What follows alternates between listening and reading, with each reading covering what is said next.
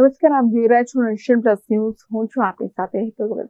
ગીર સોમનાથના દરિયાઈ વિસ્તારમાં ગેરકાયદેસર લાઇટ ફિશિંગ કરતી બોટો સામે પોલીસે કડક કાર્યવાહી કરી છે. ગીર સોમનાથમાં દરિયાઈ વિસ્તારમાં ગેરકાયદેસર લાઇટ ફિશિંગ કરતી બોટો સામે પોલીસે કડક કાર્યવાહી હાથ ધરી છે. જૂનાગઢ રેન્જ ડીઆઈજીપી નિલેશ જાજડિયા અને ગીર સોમનાથ જિલ્લા પોલીસ અધિક્ષક જયદીપસિંહ જાડેજાના નિર્દેશ હેઠળ આ ઝુંબેશ ચલાવવામાં આવી રહી છે.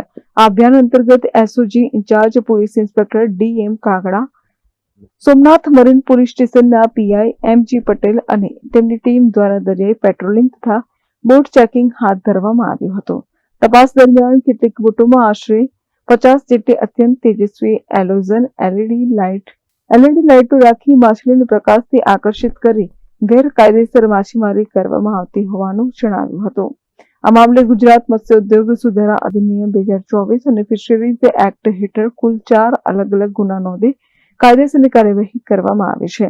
આરોપી બોટ માલિકો સંચાલકોમાં અકરમ ઈશા ઢોકી, આસિફ અબ્દુલ્લા ઢોકી, વસીમ શબીર ઢોકી અને હારૂન સુલેમાન બુચાણીનો સમાવેશ થાય છે. આ તમામ વેરાવળના જાલેશ્વર વિસ્તારના રહેવાસી છે. ત્યારે પોલીસે સ્પષ્ટ કર્યું છે કે દરિયાઈ પર્યાવરણને નુકસાન પહોંચાડતી લાઇટ ફિશિંગ જેવી ગેરકાયદેસર પ્રવૃત્તિઓ સામે ભવિષ્યમાં પણ આવી જ કડક કાર્યવાહી ચાલુ રહેશે.